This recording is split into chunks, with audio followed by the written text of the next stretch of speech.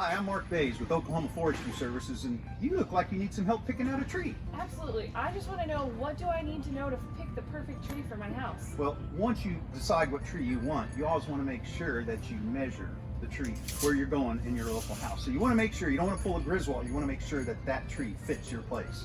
Okay, now what do I need to make sure that I have a healthy tree? Well, the first thing you do is you look at the color of it. So if the tree has the same color consistent throughout, that's probably a good sign that it's healthy.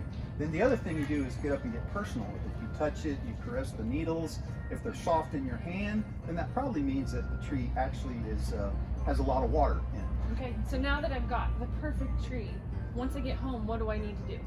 One of the things that you really need to do when you get home is make sure you cut a little bit here off of the trunk of that tree, because there's some sap forming there, and you want to open up that so the tree can take in more water.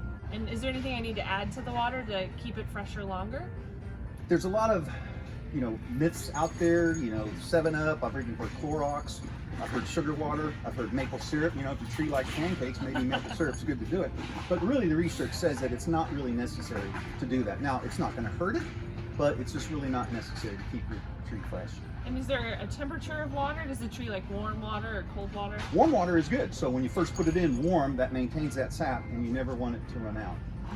Okay, so now that I've got it cut and ready, where should I put it in my house? Well, you need to think about keeping your tree cool.